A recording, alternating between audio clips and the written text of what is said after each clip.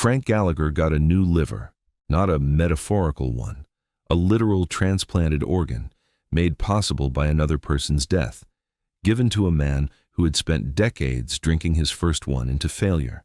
And for a moment, the show lets you believe it might mean something, that this is the turning point, that Frank Gallagher, of all people, is finally going to become someone different. And then he started drinking again. The easy reading is that Frank couldn't stop.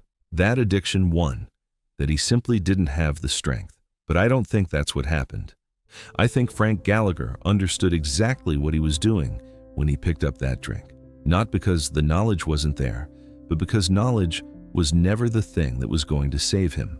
That distinction between knowing and being able to act on what you know is what Shameless spent 11 seasons building. And once you see it, Frank stops looking like a cautionary tale about addiction and starts looking like something much more uncomfortable, something more recognizable than most of us want to admit. There's also a question hiding inside his story that the show never asks directly, and the answer isn't Frank. It's someone who grew up in the same house, inherited the same brain, and stood at the exact same crossroads 20 years later. But we will get there. Before we get there, we need to establish something the chaos surrounding Frank makes easy to miss. Frank Gallagher is not stupid. In fact, he's one of the most cognitively sophisticated people in the entire show. And that's the central problem, because if Frank were simply not smart enough to understand what was happening to him, the story would be easy to explain. That's not what Shameless gives us. Watch how Frank operates when he actually applies himself. He doesn't just run scams, he engineers them. He understands bureaucratic systems at a level most people never develop, learns which institutional loopholes can be exploited, which offices have overworked staff, how to walk into a room full of people with legitimate credentials and talk his way through situations that should be impossible to survive. In a different life, pointed in a different direction, that ability would look like competence, maybe even success. But Frank doesn't use that intelligence to build anything. He uses it to avoid building anything. Every scam is a way not to work. Every speech is a way not to act. Every clever justification is another layer of insulation between Frank and the reality he refuses to sit with. He's one of the most cognitively capable people on the South Side, and he has spent decades deploying that capability toward a single goal, making sure he never has to stop moving long enough to feel the full weight of what his life has become. And once you see that inversion, capability deployed entirely in the service of avoidance, the rest of the character starts making a different kind of sense. Because Frank isn't failing despite his intelligence, he's failing through it. That's a much harder thing to explain, and a much harder thing to watch. And that's the first piece of the puzzle. Frank knows. He has always known. Knowledge was never the problem, which means the problem has to be something else entirely. Something the show has been hiding in plain sight since the very first episode. So Frank knows. His intelligence is real. His awareness is real. And yet none of it changes anything. Which raises the next question, and it's an uncomfortable one. Is Frank Gallagher actually capable of loving anyone besides himself? The easy answer is no. Frank is selfish, destructive, treats the people around him as resources rather than people. That reading is understandable. It's also incomplete. Because Monica Gallagher exists. When Monica is in Frank's life, he comes alive, not in a redemptive, cleaned-up way, but in the specific way that happens when someone finally feels understood. Monica didn't fix Frank or make him want to be better. What she did was something more dangerous than that. She made him feel like he didn't need to be. Because Monica wasn't just the love of Frank's life, she was his mirror. The two of them shared the same gravitational pull toward chaos, the same instinct to disappear whenever life started asking something real of them. And what made their relationship feel like love to Frank, not because it was healthy, not because it was good for anyone around them, was that it was the first time the version of himself he actually lived, as every day felt like enough. Monica confirmed that who he already was made sense. That's not a love story. That's a trap that felt like home. And that trap explains something about Frank's children that pure neglect never could. Because what Frank passed on to them wasn't just absence. It was a specific education in what love looks like when it never quite becomes action. And every one of his children graduated from that education with a different scar. Because Frank didn't just fail his children, he failed them each in a completely different way. Same father, 6 different outcomes. And the damage is tailored in a way that tells you exactly what Frank understood about each of them and chose not to do anything about. The problem, and this is where the character becomes genuinely difficult to look at, is that love and responsibility are not the same thing. And Frank Gallagher spent 11 seasons feeling one, while consistently failing to sustain the other. A father who leaves creates a clean wound. A father who stays, present enough to make promises, present enough to create the kind of hope only a parent can create, and then consistently fails to show up anyway, creates something that doesn't heal the same way. Frank was always there. He just was never there in the way that counted. And nowhere is the damage more specific than Fiona. By the time we meet her, she's already a parent, not to her own children, but to his, managing finances that don't add up, making decisions no person her age should have to make, holding together a family Frank assembled and walked away from.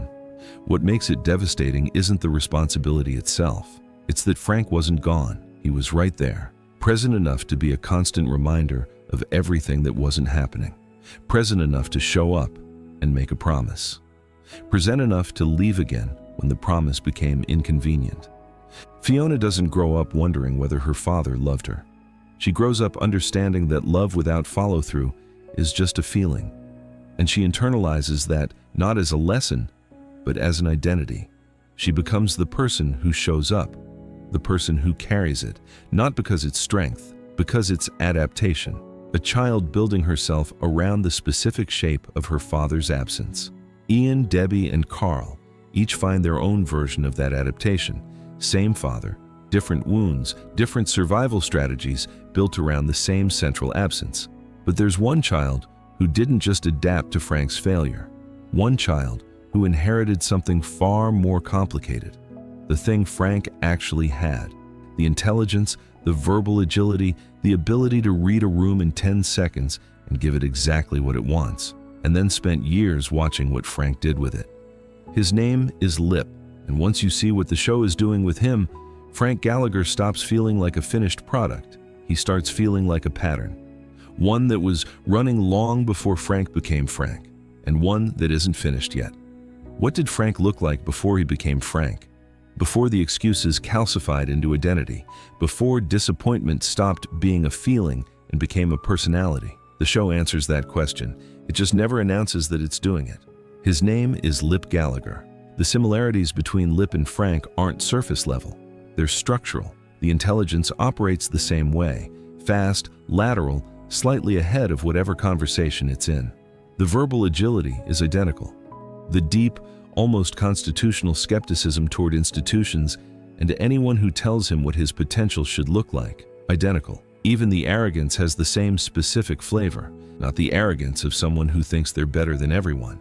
The arrogance of someone who can see exactly how the game is rigged and resents being told to play it anyway. At first, watching Lip feels like watching a better story, the version where the Gallagher intelligence escapes the South Side instead of being consumed by it. Professors root for him. Opportunities appear that Frank never had.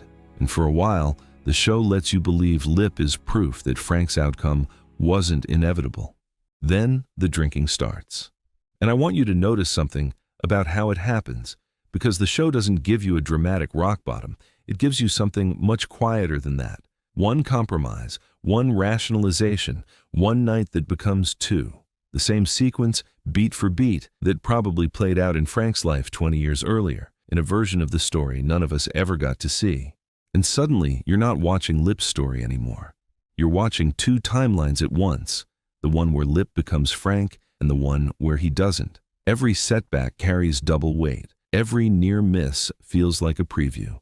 Every time Lip gets close to the edge, you feel the pull of the parallel, not because the show tells you to, but because you've been watching Frank long enough to know exactly where that edge leads. Which means, for the first time in 11 seasons, Frank Gallagher stops feeling like an ending and starts feeling like a warning that came too late.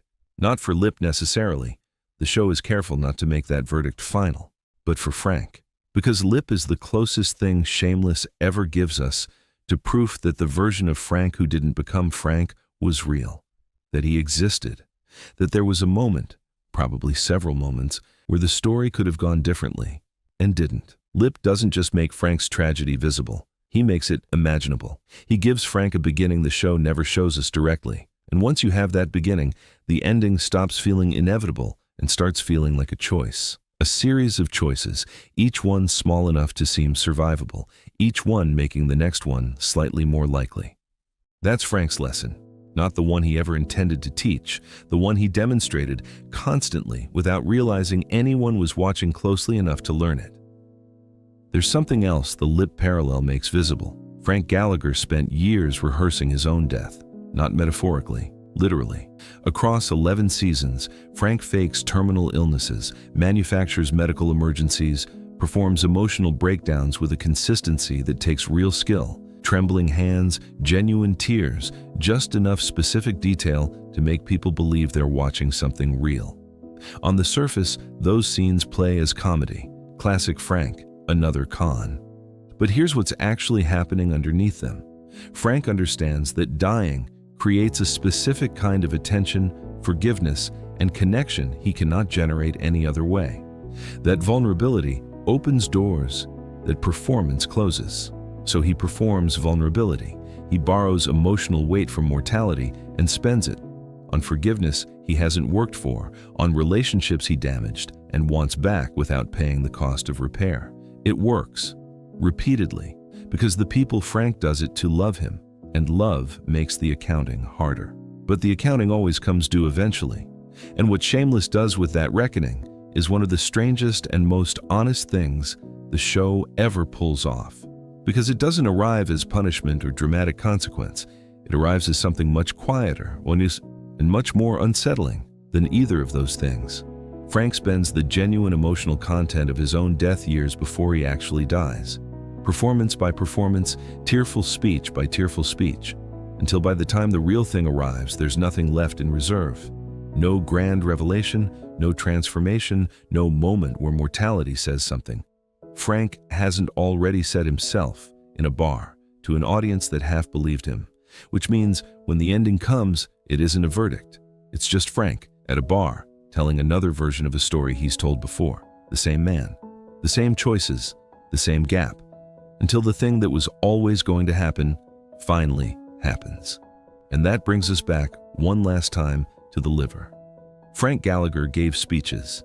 He stood in bars and on sidewalks and occasionally behind actual podiums and delivered arguments about poverty and addiction and inequality that were often genuinely insightful. He could diagnose the trap with a precision that made you stop and listen even when you didn't want to. He could describe exactly how it worked, exactly who built it, exactly why the people caught inside it kept making choices that looked self-destructive from the outside. He knew, he always knew. And then he ordered another drink. That gap between the speech and the drink is the entire character.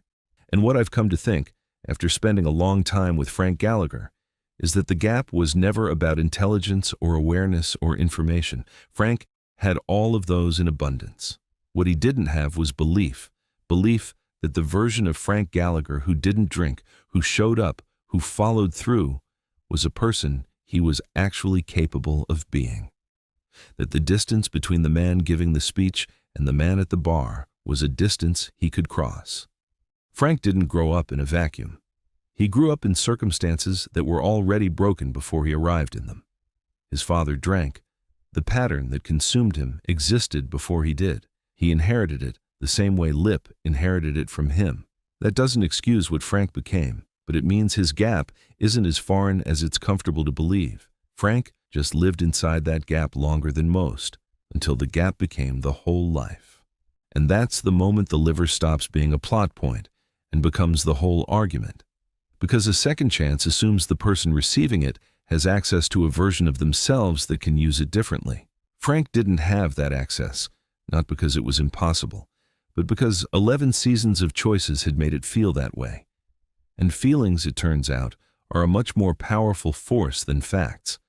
even when you know the facts perfectly.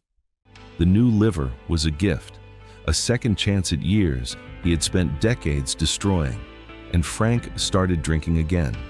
Not because he didn't understand what it meant, not because the awareness was missing, but because the version of himself who could do something different with it was a person he had never fully learned how to be. 11 seasons wasn't enough time to learn it. The knowledge was there from the beginning. The belief never quite arrived.